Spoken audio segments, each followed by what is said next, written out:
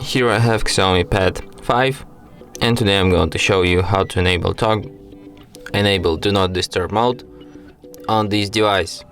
So firstly you have to go to the upper bar, and here you can find Do Not Disturb button. By tapping it once you can switch this mode. By holding a finger on it you can access some of its settings. For example, you can set a schedule for this mode. You can select start time, end time, and also days on which it will repeat. And you can also set it to turn on when the device is locked. So yeah. And that's it. Thanks for watching.